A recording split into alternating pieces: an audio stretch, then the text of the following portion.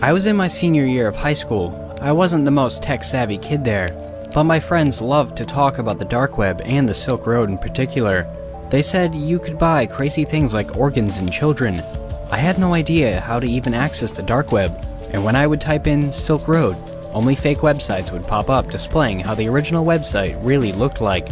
Unlike the real website, however, the fake one did not function like a website at all. During the spring semester, my friends and I did lots of research on how to actually access the deep web. We found out you had to download something called Tor browser and get software that continuously changes your VPN just to be safe from hackers and to hide your personal information. Once we found this out, we decided it wouldn't hurt to try. One Friday after practice, we went over to our friend Chris's house to use his computer and start downloading all the necessary materials. Once Sunday came around, it was ready to go, but it was late, and we all had to be home for Sunday dinner, so we postponed the dark web browsing until Monday after practice. My friends Jake, Chris, Robbie, and I were ready for whatever the deep web would bring us, or so we thought. On Monday, we were all super excited throughout the day. The evening came before we knew it, and it was time. We headed over Chris's house after practice with great enthusiasm and excitement. We opened the Tor browser and started searching right away. There were so many different links that had vague labels to the left of them. Every type of drug imaginable was on the dark web, even many I have never even heard of. The prices seemed quite cheap compared to what they would sell for on the streets. We were intrigued and wanted to purchase some harmless weed just for fun. We sent it to a community mailbox with no direct address to any of our houses. We figured it would be better to be safe than sorry. To purchase anything on the dark web, you couldn't use a credit card like normal sites such as eBay and Amazon. You have to use Bitcoin, which is an electronic currency that you can purchase with a credit card. We all pitched in enough money to purchase 2 grams of the devil's lettuce. We decided to end the dark web browsing after we purchased our item, and decided to wait and see if it came. Sure enough, the following Monday, we had a small envelope-style package in the community mailbox. After the package got in our possession, we sorted through the unnecessary bubble wrap that was within and found our 2 grams of weed. After practicing that Monday, we decided to smoke it, and it was really high quality. Once we were finished, we were all the highest we have ever been. So we decided to go back to Chris's house to do some more exploring of the deep web. Unfortunately, between our successful purchase and enjoying it a little too much, we became cocky. We started clicking on links we had no business looking through. After endless clicking and exploring through different drugs, organs, and even human items up for purchase, we stumbled on a site that seemed to be holding a live video with a chat box. Everyone in the chat room seemed super excited for what was about to happen, so we decided to stay and see what it was all about. There was a countdown clock for when the show was going to begin, and we sat and waited in excitement. The countdown read 20 more seconds. The 4 of us sat waiting with no clue on what was going to happen, but the people watching and chatting were getting anxious. They were typing stuff like, "Let's get this show on the road," and "Come on, start it already." The clock had hit 0 seconds, and the curtain animation popped up like a movie. We were greeted by what looked to be a circus ringleader who wore an extravagant costume equipped with a cape and cane.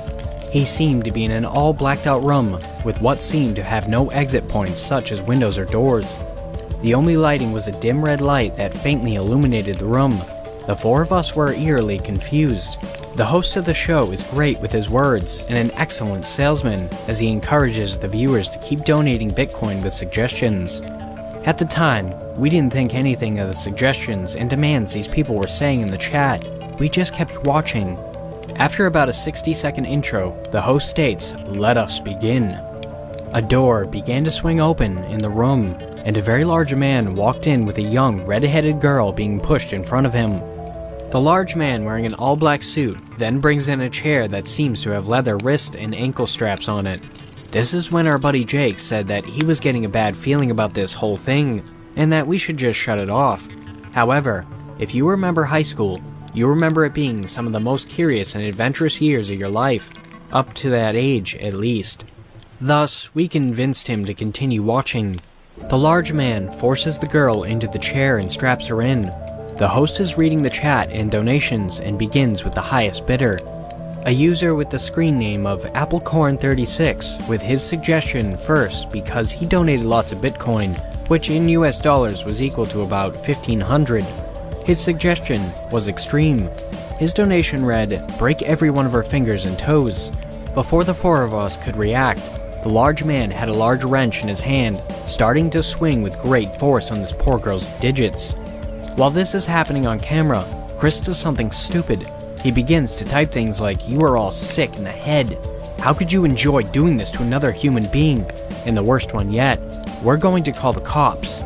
It didn't take long after Chris's comments in the chat box for us to regret the very thought of using the dark web.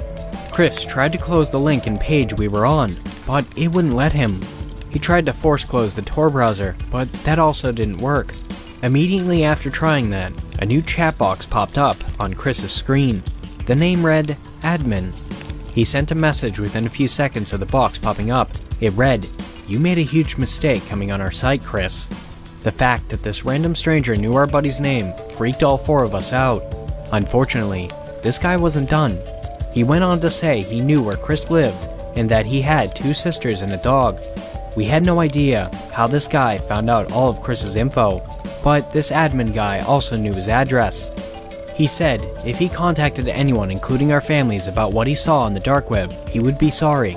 The next thing we knew, his face cam light indicator went on, and a half a second after that, he sent a photo in the chat box with all 4 of our faces in it to some extent. Mine and Jake's faces were cut off, but Robbie and Chris's face were clear as day. The next message he sent said this: "We know who all of you are now, and also what you look like. Do not talk to anyone, or very bad things will happen to you." The following few days, we all walked around the school like ghosts. We rarely interacted with other students. We were living in fear at the time. At our water polo practices, it was clear to our coach that there was something off with the 4 of us who were captains of the team. Thursday at practice, our coach pulled us aside and said, "Okay, I want to know, what's up?" We hesitated to tell him, but he lived in another city, so we thought it was safe enough to tell him. We told him everything, minus the weed part, because we didn't want to get suspended from the team for drug use. He said, "Wow, you fellas really got yourselves in a predicament." He told us to stay away from that part of the internet and to make sure our family stays safe by locking every door and window in our house, and possibly sleeping with a hockey stick or even a baseball bat under our beds, just in case the owners of the site wanted to shut us up for good. That night, we all went home and did exactly that. Friday of that week, things went somewhat back to normal at school. We were back to participating in our classes and goofing around like normal. Practice was the same, and our coach smirked with satisfaction, almost as if taking credit for fixing us. Friday night, the 4 of us were hanging out at Chris's house. His mom and dad had cooked an awesome pasta feast after our practice. We were in his basement playing video games the rest of the night. At around 11 p.m., there was a loud screeching noise that came from the outside of his house, and the 4 of us went to see what it was. Chris's parents were asleep upstairs, so the 4 of us tried to be quiet as we peered out the window. What we saw will haunt me for the rest of my life. We all looked out the same window and let out gasps. There was a gray passenger van parked outside Chris's mailbox. 3 large figures got out and slowly, almost like a slow motion shot in a movie, walked towards the house. Without even saying words, we all sprinted to Chris's garage to find anything we can use to defend ourselves if they ended up getting in the locked up house. I grabbed a baseball bat and called 911. I explained to them, "We have 3 intruders trying to get into my friend's house, please send someone." Normally, you're supposed to stay on the phone with the 911 dispatcher, but I knew I would need both hands. These guys were on a mission. Robbie grabbed a hockey stick, Chris a kitchen knife, and Jake decided an old rusty driver. Our plan was to wait in Chris's kitchen for the men to enter, and hopefully fight them off. As expected, the men came from the back door. They shattered the glass of the sliding door, and saw all 4 of us in the same room with weapons. They grinned as if they had hit the jackpot with all 4 of us in the same house. The breaking glass woke the dog, and he came down to investigate. Unfortunately, a white, fluffy small dog was no match for the situation, and he just left. The men came at us with an array of different knives. One man, the biggest, about 6 foot 8 inches and at least 275 pounds, had a large cleaver used to chop cow bones in a butcher shop. The next tall, dark figure had what looked like a long dagger, and the third had a large chef's knife even Gordon Ramsay would have been proud of. With no hesitation, the men all sprinted at us. Chris and I immediately tried to chop at the biggest man's legs. We thought that was the best strategy. Tag team the big guy. Robbie was in a knife fight with the guy who had the dagger. Jake was swinging his golf club like a madman against the guy with the chef knife. In the distance, we could hear sirens coming, and Chris's parents had woken up and come downstairs to see what was happening. They were terrified at the sight, and his mother went out front to flag down the police, and Chris's dad tried to help us fight these guys off. The largest guy said, "Boys, we gotta go."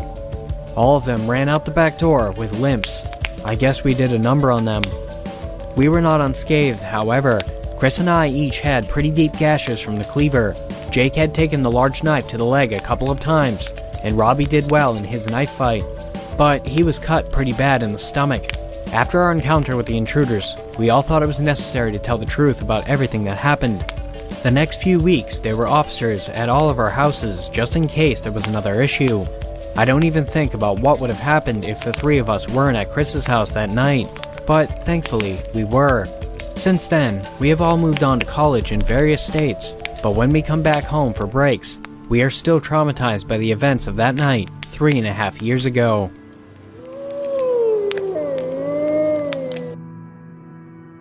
My story begins a few years ago. I decided to use my computer skills to run a small darknet forum, mainly just to share information without censorship. At first, I was extremely paranoid about getting my site hacked, and having my anonymity being compromised, so I went online and began to research everything that I would need to ensure my own safety.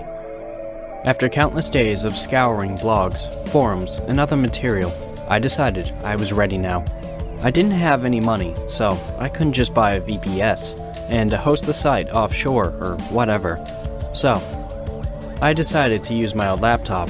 After all, I wasn't planning on running a major website. So, after setting the server up and what I thought was literally every single thing I could do to harden it against attack, I put the site online. Everything went great for a couple of months. Donations rolled in as the user base grew larger and larger. After around 5 months, the user base had gotten so big I had to upgrade and migrate everything to a new PC, which I built just to host the forum, and from there, everything seemed perfect. The site was running smoothly, and there were no issues with the migration, until one day when I came home and noticed the PC had frozen. I didn't think too much of it. Maybe just a software bug caused it, so I rebooted it. And that's when it was clear to me something was wrong with the PC. It lit up and beeped a few times, then shut off. So, I thought to myself, okay, so it's gotta be a hardware issue. After a few hours of trying to diagnose the issue, I figured out, and it turned out to be the RAM had been corrupted. So, I took it back to the store since it was still under warranty. The customer rep just told me it might have been a faulty stick. When I got home, I replaced the stick of RAM and had the site back up and running within a few hours. Everything seemed to be perfect again. I apologized to the users for the downtime, and everyone seemed to be happy enough. Fast forward a few more months, the forum's been up and running for around 1.5 years now. This is when things started to get really weird. I finished work on a Friday. It was a gorgeous day in the middle of summer. I came home, had something to eat, and sat down in front of my PC, and noticed I had a message. Upon opening the message, I realized that somewhere I'd messed up. Now, don't get me wrong, I'm not like an assassin or anything, so I don't really know why anybody would actually target me, but the world is a crazy place, so whatever. The message had my details from my name, address, bank details, passwords, private emails, private messages, everything from nearly every single device I've ever owned. I began freaking out and immediately took the PC offline. Turned my internet off, but little did I know that this guy had done his research. After a couple hours of pacing my room, I received a text message. "I know everything about you." The message was sent via some type of SMS service, so there was no way to trace it, and then my phone began to ring. "Don't talk, just listen. I know everything there is to know about you. All I want is 2 Bitcoin, or things can get worse. I'll send you a text with the wallet details." The phone call ended just as quickly as it started. I opened my laptop up and checked my Bitcoin wallet. There was enough left over from the donations just to pay this guy off, and hoped that would be the end of it. So, I entered the guy's details and sent the payment. My phone began to ring again. "Thank you for complying. Unfortunately, someone I know really likes you." He hung up. Panicking, I tried to call the number back, but an automated message began to play. "The number you have dialed has not been recognized." A few hours passed, and I began to think to myself, well, maybe the last call was just him having fun, and decided after a long day, I'd just go to bed. Sometime around 2 a.m., I was woken up by the sound of banging at my front door. I jumped out of bed and turned on all the lights, grabbing a knife from the kitchen. I walked slowly towards the window and looked out so I could see someone standing by a car. When they spotted me, they got in and drove off. I rushed to the door in hopes I might be able to get a license plate, but by the time I'd opened it, they'd already turned the corner. As I turned, I noticed an envelope on the floor. I picked it up, went back inside, and locked the door, closed the curtains and sat in the kitchen. I placed the envelope up on the counter and stared at it for around half an hour, trying to muster up the courage to open it. Did these guys really come to my home? I thought to myself. After the half hour was up, I decided enough was enough. I opened the envelope and pictures fell out onto the counter.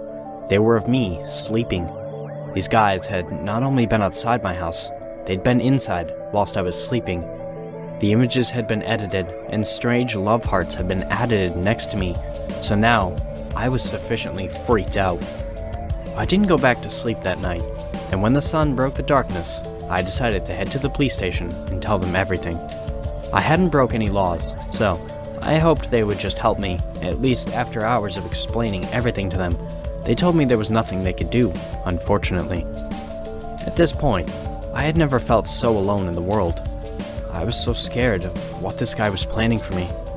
I didn't have the foggiest idea what I was supposed to do or expect. So, I decided to wipe everything from my laptop, PC, and phone. I picked up everything I needed, stuffed it all into a bag, and decided to leave. I had a couple of friends that I knew I could rely on, so I called up my old buddy Marcus, and we had a few beers. I explained everything to him. He offered me a place to stay, and I hoped that would be the end of it. How wrong I was. A few days later, it happened again. There was a knock at the door, first thing in the morning. Me and Marcus both went out to find another envelope on the floor. Same thing, pictures of me sleeping, but these were in Marcus's house. I began to freak out even more, and Marcus just said, "Okay, well, we need to do something. Maybe set a trap, or I don't know." So, we went over numerous ideas, everything you could think of, from cameras to baiting him, and we were settled on the idea of staying up during the night and locking him in the room. We filled the bed up with pillows, set up cameras, and even barred the windows in the room. We hid in the room next door. After a few hours had passed, we heard the lock rattling on the front door, and we knew it was game time. We left the door just slightly ajar so we could see outside as he went past, and the moment he went into the room, we both sprung into action as quickly as we could. We closed the door and locked it from the outside using a chair and a metal bar. There was only one way he was getting out, and he'd have to destroy the door. We could see the silhouette of him as he paced the room quietly. It was creepy as hell. We called the police as we kept an eye on him. At least, I thought I can finish this and move on with my life. Just as the police arrived, we noticed the guy took out a gun and placed it to his head. He held up a sign which read, "I love you," and he pulled the trigger. The police barged in, guns drawn, told us both to get on the floor. We complied and shouted, "He's in there!" pointing at the door. The police removed the makeshift lock and entered the room, called for an ambulance, and put me and Marcus in the back of a patrol car. I'd been sat in the interview room for a good couple of hours, I guess whilst they carried out the investigation, when a detective came in and sat down in front of me, opening a folder and placing pictures on the table. "Do you know her?" "Her?" I said, looking at the pictures. "No," I replied, confused. He looked at me and said, "This is the person who's been stalking you." And he then began to tell me they had visited her home and she found a shrine with photos of me all over the place, from restaurants to the gym, even shopping. He went on to tell me that she'd been the one that sent the messages, made the phone calls, and everything else. They'd also found a diary which had some kind of future plans for me and her. She wanted me to be her husband, and we'd been chatting for around a year and a half from the moment I started the forum. After I explained everything, the detective said I was lucky to be alive. She actually planned to drug me and kidnap me. She had even made some makeshift lock bed, so I wouldn't even be able to escape. To this day, I feel lucky, and I haven't been on the dark web since.